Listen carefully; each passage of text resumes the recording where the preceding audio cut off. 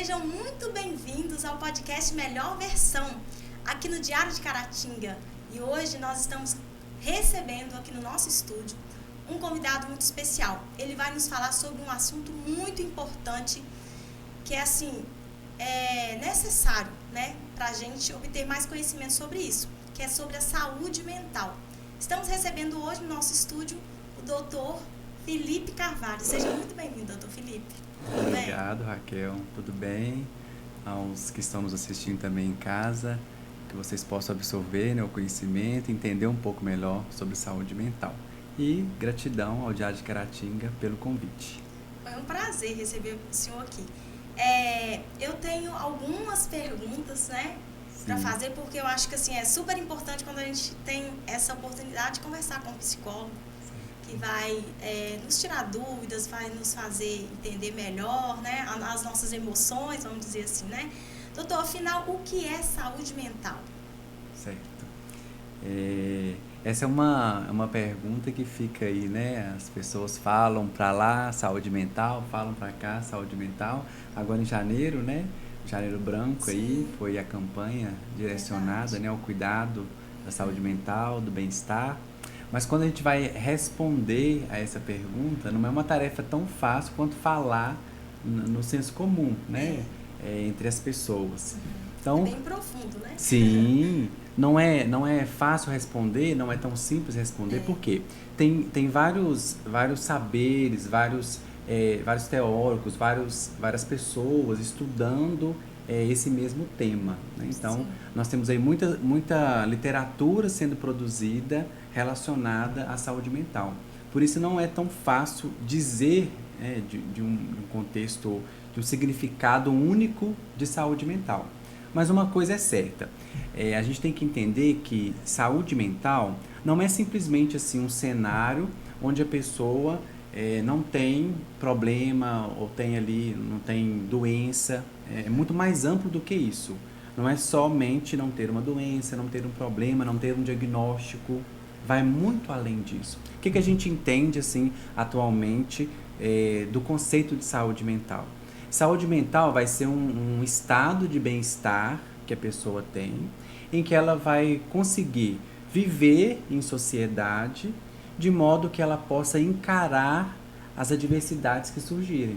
A gente sabe que, na maneira como o mundo está hoje, rodeado de tecnologia, nós temos que produzir muito, nós temos muita pressa, muitas coisas vão acontecendo, muitas coisas a gente se depara com elas no dia a dia, e a pessoa que tem a saúde mental é aquela que vai saber lidar justamente com essas coisas. Na hora daquela situação difícil, ela vai saber lidar da melhor forma. Não vai ficar tão mal com a situação, talvez, difícil. Porque todos os dias, né, doutor? A gente lida com situações difíceis, né? Os desafios, obstáculos que a gente, às vezes, não está preparado, né? Isso aí, muito importante isso que você diz, porque muitas vezes as coisas são imprevisíveis. E como é que a saúde mental, então, ela acontece na prática? É aquela pessoa que vai ter um bem-estar, uma condição de bem-estar, em que quando esse obstáculo aparecer, ela vai saber lidar com ele da melhor maneira. A gente vê aí, nós estamos aqui, né, num veículo de comunicação, a gente vê noticiar diariamente pessoas que têm reações extremas diante de alguma vivência. Vamos citar alguma coisa aí. Alguém mata o outro por causa de um troco insignificante. Alguém tem uma discussão no trânsito e ela acaba cometendo homicídio. Então, você vê que essas pessoas elas têm um comprometimento na saúde mental, por exemplo. Alguém que passasse por essa situação de outra forma, de uma maneira que pudesse ter uma resolutividade mais assertiva, ela não teria tanto comprometimento aí na saúde mental, por exemplo, citando somente um exemplo, né? Sim. Doutor, o senhor falando assim, eu penso que nas situações do dia a dia, por exemplo, às vezes um problema que a pessoa não precisaria de gerar um estresse tão grande, vamos dizer assim, né? Talvez uma coisa que não é tão grande assim, por exemplo, no trabalho, aí a pessoa tem uma reação que fala muita coisa, estressa, quem está em volta fala palavras que não deveria, né? E aí afeta quem está em volta, talvez por não estar bem emocionalmente, não estar com saúde mental um dia, talvez, né? Possivelmente, Seria né? isso, né? E aí soma-se, né, a dificuldade, por exemplo, de gerir as emoções, né? As emoções, elas acontecem a todo tempo, diante de várias coisas que a gente vai vivenciando. A questão é, numa situação dessa como você trouxe, a pessoa tem a dificuldade de gerir as emoções e ela tem ali um comportamento exacerbado, que talvez naquela situação, se ela tivesse ali bem, vamos colocar assim, se ela tivesse nesse estado de bem-estar, ela poderia lidar com aquilo de uma outra forma. Muitas pessoas ainda têm receio, né, doutor, de procurar o psicólogo, buscar tratamento, né? Tem muitas pessoas que sentem, às vezes, que está passando por um momento difícil, né, que não está se sentindo tão legal, mas ele vai adiando esse momento. Pelo fato, às vezes, de se sentir desconfortável, pensar que o psicólogo vai passar um medicamento, ele pensar, não quero tomar medicamento. Tem esse pensamento, né? Tem muitas pessoas que pensam dessa forma. É aquela famosa frase, não quero ficar viciado em remédios, né? Sim. Muito importante isso que você trouxe, porque às vezes as pessoas deixam de alcançar uma qualidade de vida por essas questões culturais, né? Então, assim, dentro da sua pergunta, vamos separar. Nós temos aí o trabalho do psicólogo e o trabalho do psiquiatra. São dois saberes distintos, mas que são muito importantes andarem juntos. Eles se complementam, né? São duas ciências diferentes, mas que se complementam, né? Então, o psiquiatra, ele vai ajudar a pessoa que está com algum tipo de sofrimento, que está com alguma dificuldade, que está com algum diagnóstico, alguma patologia. O psiquiatra vai ajudar essa pessoa com o apoio do medicamento, né, para equilibrar ali a química do cérebro daquela pessoa. Então, a ajuda do psiquiatra é nesse sentido. E o psicólogo, outra ciência diferente, ele vem para o quê? Ajudar a pessoa a se conectar com as experiências dela. Se conectando com as experiências, a pessoa tem a possibilidade de dar um significado novo para aquilo, e aí a mudança pode acontecer. Então veja que são duas ciências diferentes, que trabalham de maneira diferente, mas que se complementam. Lá no psiquiatra, a pessoa às vezes vai precisar fazer o uso da medicação, que é o que você está falando aí, muitas pessoas têm essa resistência muito grande, mas veja um exemplo.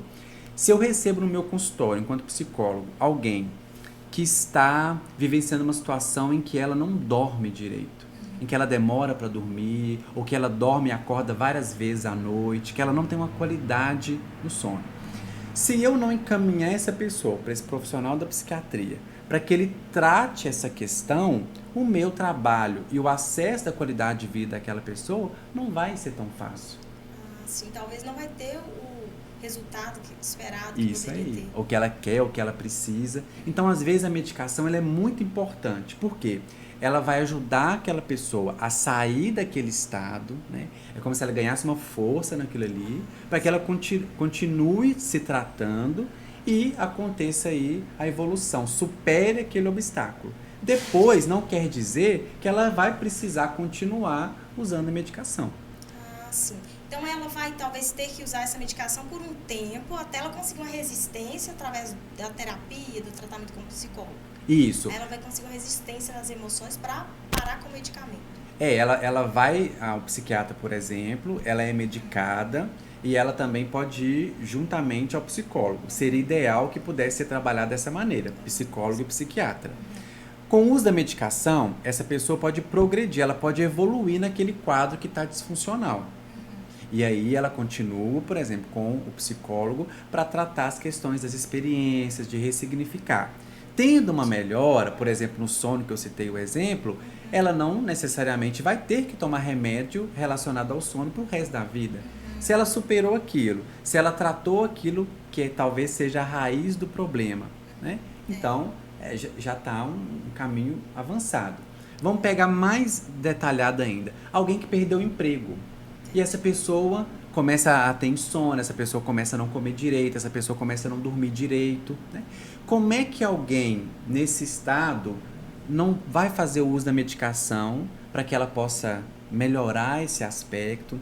Talvez aí procurar a ajuda do psicólogo para que quando ela tem um novo emprego, por exemplo, ela esteja bem para trabalhar. Então, dei apenas um exemplo. Nós podemos ter vários aí, né, que acontecem no dia a dia. Então, vocês que estão em casa, né, o uso da medicação não quer dizer que a pessoa vai ficar viciada, como as pessoas dizem aí, naquele medicamento, né? E é preciso entender também, Raquel, que cada pessoa tem um protocolo de conduta diferente. O psiquiatra não vai agir da mesma maneira com todas as pessoas. A gente vê muito também as pessoas se automedicando. O vizinho falou que é bom tal medicação, ela vai lá e pega emprestado. O fulano usou e foi bom para ele, ela vai lá e compra aquele medicamento. Cada pessoa, o profissional tem uma conduta diferente. Isso é até perigoso, né, doutor? Porque a gente vê mesmo, às vezes, tomei aquele remédio para dormir, toma um pedacinho lá, vai ser bom. O que foi bom para uma pessoa, talvez não vai ser bom para outra, né? Sim. Então, isso é até perigoso de gerar outro problema, né? Com certeza. A medicação adequada vai ser aquela na dosagem adequada, no horário correto, né? Com o acompanhamento do profissional da psiquiatria. Então, a automedicação, né, nesse sentido ou em qualquer outro, ela é prejudicial, sim. Então, doutor, mas tem aquelas pessoas, né? Às vezes a gente mesmo pensa assim, terapia é perda de tempo, né? Aí a gente pensa, vou fazer outras formas, vou sair para espairecer a cabeça, né? Vou sair para dar uma volta. Como a sociedade, né, ainda vê psicoterapia, né? Que é um tratamento que o senhor faz, né? Sim, temos muito isso. Nós não podemos descartar que todas essas coisas são importantes também, né? O lazer, sair para beber quem gosta, divertir com os amigos, confidenciar algo para uma pessoa próxima, né? Fazer uma compra, fazer uma viagem. Uma coisa que gosta, que né? gosta, que agrade. Tudo isso é muito bom. Sim. Quem tem condições, quem pode, né? Cada um de acordo com a sua possibilidade. Isso é muito importante, né? Sadio. Só que isso não é resolução para nenhum problema que a pessoa esteja enfrentando no campo de uma patologia, né? São importantes, mas elas não são resolutivas. Então, o que a gente vê muito ainda? A dificuldade das pessoas entenderem que a psicoterapia é um processo. Então, muitas vezes a gente recebe nossos clientes no consultório e eles chegam a perguntar, né? Quanto tempo eu vou ficar aqui? Por quanto tempo vai durar, né, os nossos encontros, né? Será que vai demorar muito? Então, como a gente tem vivido numa sociedade muito imediatista, né? Que quer resultados rápidos, que quer tudo para ontem, né? As pessoas ainda têm essa questão. Elas querem ir ao psicólogo às vezes, mas elas querem resultados rápidos. E se tratando de psicoterapia, como em muitas outras especialidades, nem sempre nós vamos conseguir resultados rápidos. Às vezes nós temos lá a primeira sessão com o nosso cliente, ela dura em torno aí de 50 minutos, né? O prazo que a pessoa tem ali na primeira sessão é muito pouco para ela falar, às vezes, de todas as angústias, de tudo aquilo que ela gostaria, né? É o primeiro passo, já é importante, ótimo, mas é preciso dar continuidade nesse processo, né? Eu vejo também que as pessoas não entendem ainda a psicoterapia como um tratamento. Ainda está muito enraizado na nossa sociedade a psicoterapia como um artigo de luxo, sabe? Isso não é para mim não, eu não tenho condição de pagar aí, eu não sei como é que mexe com isso não, né? A gente vê muito isso ainda. Né? Verdade, às vezes a gente ouve alguém falar, não vai trabalhar, que isso resolve. Vai lavar uma trouxa de roupa que você vai ver, vai lavar vasilha, né? Você precisa de psicólogo porque você não tem problema, se você tivesse problema de verdade, você não falava isso. Às vezes a gente ouve, né? Isso mesmo, né? O senso comum, as pessoas, né? Então, psicoterapia não é artigo de luxo, é um tipo de tratamento, né? E a terceira coisa que eu vejo as pessoas ainda desconhecem de fato o trabalho dos psicólogos, por exemplo. Você não vê aí, nós temos no Instagram, muitas pessoas, perfis de profissionais divulgando muita coisa, mas ainda não parecem divulgações que estão acessíveis à maior parte da população, né? Às vezes as falas que nós temos lá, às vezes o conteúdo que é postado, não é às vezes tão acessível para as pessoas compreenderem o trabalho do psicólogo. É verdade. Então eu vejo isso um desafio muito grande. Tem aí a tecnologia, está a nosso favor, está a nosso serviço, mas eu vejo ainda o desconhecimento na prática do que realmente o psicólogo faz. Então, esses fatores todos que eu disse contribuem talvez para esse entendimento que você perguntou. Né? Esses fatores são super importantes que o senhor acabou de explicar. Né? Porque realmente, às vezes, por não entender esse trabalho que é tão importante, né, da psicoterapia, e às vezes a gente, né, vamos falar, a gente acaba deixando, não conhece o trabalho, é o que você disse, não desconhece a importância, né? E sobre esse imediatismo, realmente, é como uma pessoa que quer ir na academia, né, vai um mês, não vi resultado, vou sair, vou continuar. Né? Então, é mais ou menos, só fazendo uma comparação assim bem, mas realmente, às vezes a gente acha que não está tendo resultado, né? E acha que deve parar. Muitas vezes eu já vi casos de pessoas que vai e faz o tratamento com o psicólogo, aí ele acha que já está bem, ele por conta própria já para de ir. Então, aí já não vai ter o resultado, ele vai regredir, né, se ele não continuar. Sim. Com os meus clientes, por exemplo, a questão da alta, né, ou de aumentar o tempo dos nossos encontros, né, é sempre discutido entre eu e o meu cliente. E isso é muito importante, né? Muitas vezes, como você disse, a pessoa abandona, né, a psicoterapia, ela se dá alta, né? Ela pensa que melhorei um pouco, eu já não preciso mais, por isso eu reforço, é um processo, né? Muitas vezes a pessoa vai uma vez, né? Ela conseguiu desabafar ali, ela conseguiu se sentir melhor ali, ela já também não volta mais porque ela pensa que aquilo foi o suficiente, né? E tudo isso às vezes acontece justamente por desconhecer realmente o trabalho do profissional da psicologia também. Verdade. E falando, né, sobre isso, como então que a gente pode cuidar da nossa saúde mental, doutor? Muito bom. Falamos o que é, agora vamos entender, né, como é que a gente cuida.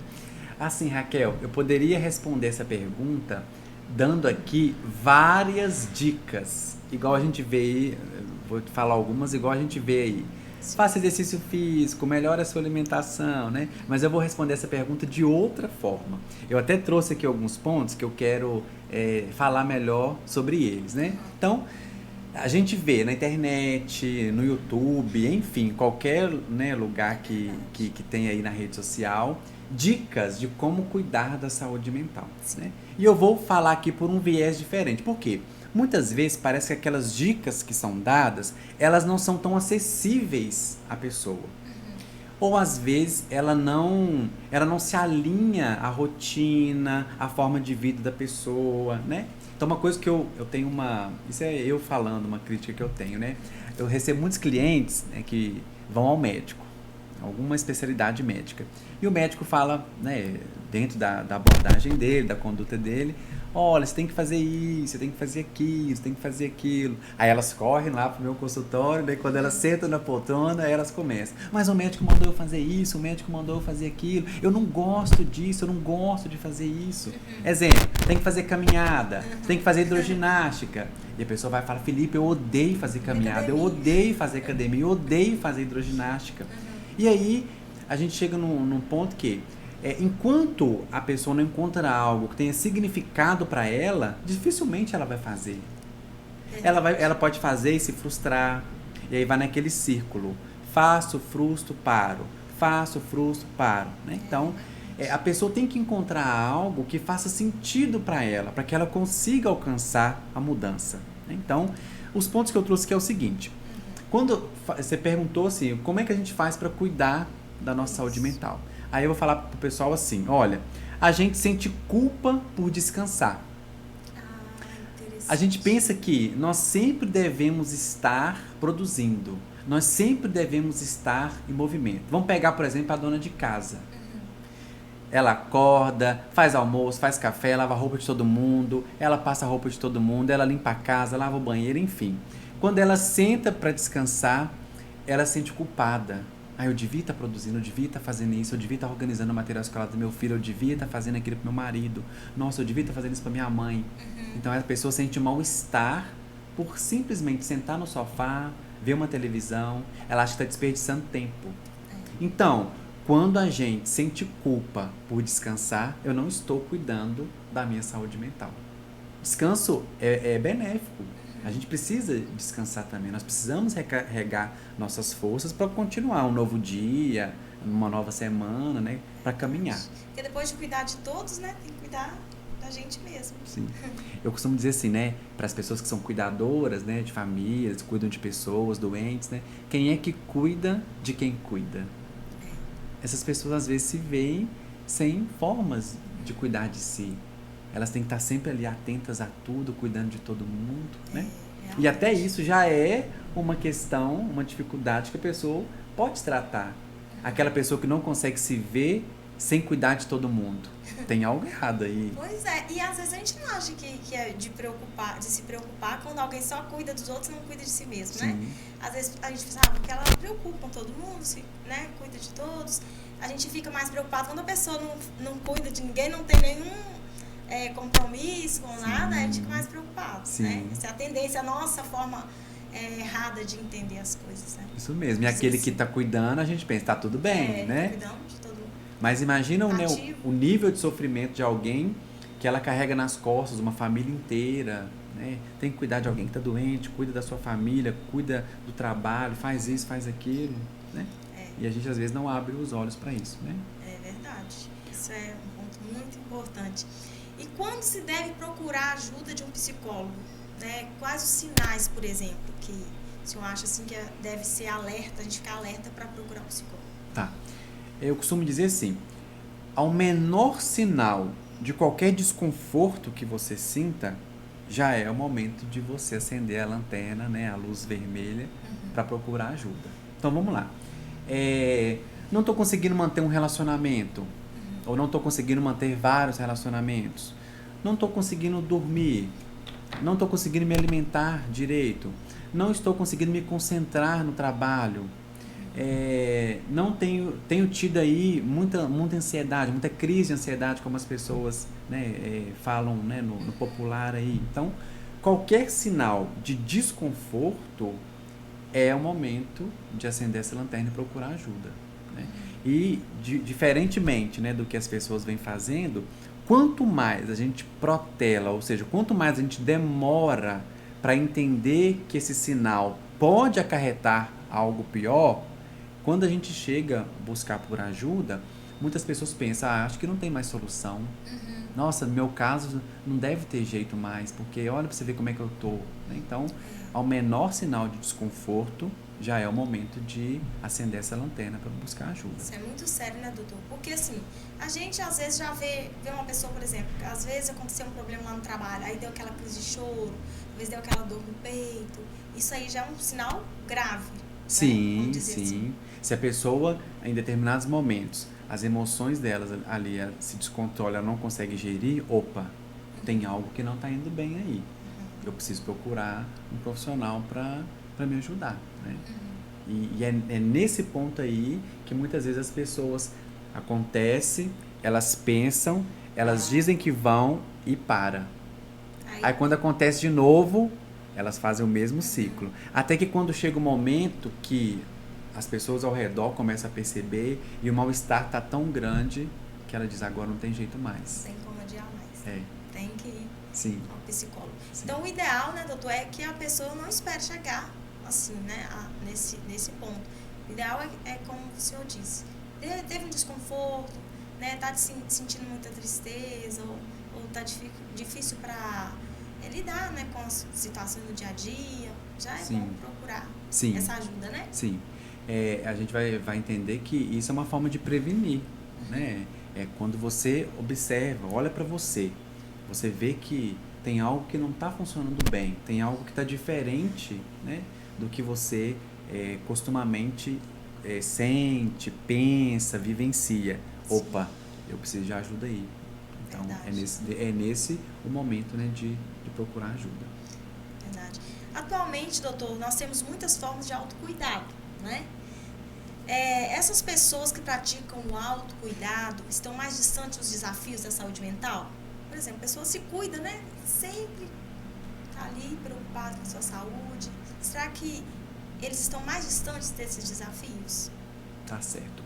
Então, os desafios relacionados à saúde mental, elas podem acontecer com qualquer pessoa, né, em qualquer momento. Então, ela não escolhe gênero, sexo, idade, raça, classe social, né? Os desafios relacionados à saúde mental podem acometer qualquer pessoa, né, em qualquer momento da vida. É claro que aquela pessoa que tem uma rotina de autocuidado, o que seria isso? Uma boa noite de sono, uma qualidade, né, na alimentação, ela talvez pratique exercícios físicos, ela tem bons relacionamentos, né?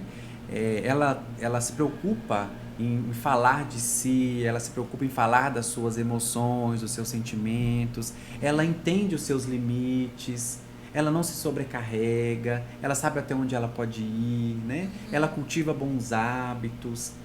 As pessoas que praticam, né, que têm uma vida, uma rotina nesse sentido, é claro que elas têm uma capacidade de olhar para si muito maior do que às vezes alguém que não pratica esse autocuidado. Ou às vezes o outro até olha para si, mas falta alguma motivação, falta algo, né, que faz com que ele tenha essa prática de autocuidado.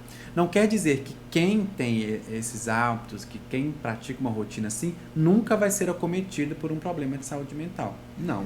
Mas eles já estão fazendo a parte dele no sentido de prevenir. Por exemplo, alguém que cuida muito da sua saúde física. Muito provavelmente, ela não vai ter um diagnóstico, talvez, um diagnóstico de uma doença grave, por exemplo, que pode acometer a saúde mental. O que eu quero dizer? Alguém que faz exames regulares, por exemplo, né? E ela não se depara, por exemplo, olha, você tem uma doença cardíaca muito grave. Né? Uma pessoa que recebe um diagnóstico, isso vai mexer com o emocional dela. Isso pode descontrolar o emocional dessa pessoa. Né? Então, alguém que já conhece, por exemplo, o seu estado de saúde física, dificilmente ela vai ser surpreendida com isso. Então, a gente faz o link aí. Se eu estou me cuidando, eu estou prevenindo, provavelmente eu não vou ter algo que vai ser uma surpresa, né? Se eu passo mais tempo com a minha família, eu cultivo essas relações, do que eu priorizo o meu trabalho incessantemente, viro noites trabalhando, sempre digo sim para o meu chefe, sempre digo sim para a minha empresa, alguém que cultiva essas boas relações, provavelmente ela vai estar com a saúde mental, né? Vamos colocar assim, melhor do que alguém que sempre diz sim pro chefe, alguém que sempre está fazendo hora extra, alguém que não consegue se desvincular do trabalho. Né? Então, acho que é nesse sentido aí. Entendi. Porque é aquela famosa frase que a gente às vezes ouve, né? Dizer não. Muitas vezes é necessário, né? Para ter esse cuidado com a gente mesmo, né? Sim. As pessoas às vezes têm medo, ou não sabem, ou não aprenderam, ou têm vergonha, enfim. Tem algo que às vezes as impede de dizer não, né? E nessa pegada de dizendo sim, dizendo sim, dizendo sim, quando a bomba explode, né? Aparecem várias coisas, né, que não estão legais ali. Verdade. Isso é um alerta, né? Para todas as pessoas que vão assistir esse podcast, né, que estejam atentos, né, à sua saúde, cuidem de si, porque se eu não cuidar de mim, quem vai cuidar, né, doutor? Então isso é assim, muito importante, a gente cuidar da gente mesmo. Doutor, eu gostaria que você desse uma palavra para as pessoas que estão lá assistindo, tá na sua casa, né, talvez está lá no sofá, ou talvez está lá na sua casa, ouvindo, ou talvez até mesmo no rádio, não sei, onde for, né, no YouTube, no nosso canal no YouTube, no Diário Cast, está lá assistindo esse podcast. E ela está ouvindo e ela parou para analisar que tem algumas situações que têm ocorrido, né, que é necessário ela dar uma olhada mais, né, algumas situações, alguns sentimentos. Então, qual é a palavra assim que o senhor deixa para essa pessoa que ainda não procurou a ajuda do psicólogo? Certo. Ok, então você que está aí, né, nos assistindo, participando desse podcast, queria falar duas coisas para vocês. Não adie mais o cuidado com você. Você é a pessoa mais importante do mundo. Então, a primeira coisa é essa. Na verdade, eu acho que vou falar três coisas, né? Cuidar da saúde mental não tem nada a ver em ter condições financeiras para isso, né? Se você cultivar boas relações, se você usar a praça do seu bairro, se você fizer uma leitura, se você cultivar boas amizades, isso também já é cuidado em saúde mental. E a terceira coisa, aquilo que você vai guardando, aquilo que você não fala, aquilo que você não resolve, vai ficar aí, até o momento em que de alguma forma isso brota. E, pela experiência que eu tenho, quando isso resolve querer sair, não é de uma maneira agradável. Vai ser sempre permeada aí de tristeza e pode chegar aí a um diagnóstico, infelizmente, de uma psicopatologia. Então é isso que eu queria falar para vocês. Doutor, muito obrigada pelas informações, porque nós precisamos de saúde mental, né? Todos precisamos cuidar para estar bem, né?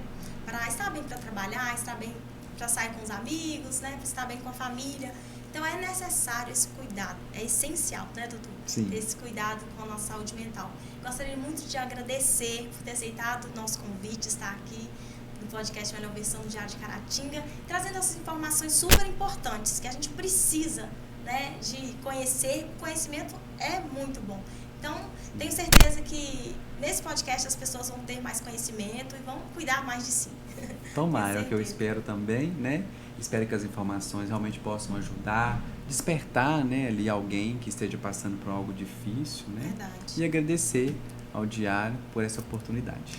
Doutor, e se alguém precisar de alguma ajuda, pode entrar em contato com o senhor? Você tem uma clínica também? Como que faz para entrar em contato? Tem telefone de contato? Certo. Atualmente eu atendo numa clínica, né, particular. O meu telefone é 33 99928 2419 e também tem o Instagram, @Felipe Carvalho Psi. Isso.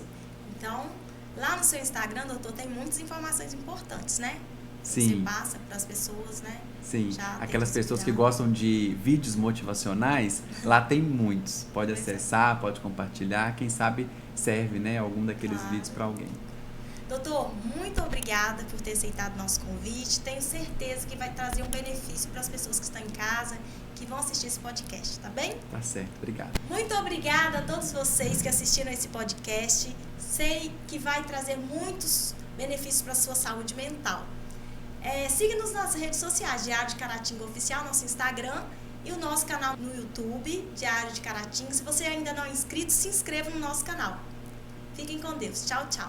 Obrigado por assistir nosso podcast. Não se esqueça de seguir nossas redes sociais. Ative o sininho do YouTube para receber mais conteúdos e vídeos e siga lá no Instagram, @Diário de Caratinga Oficial. Obrigado.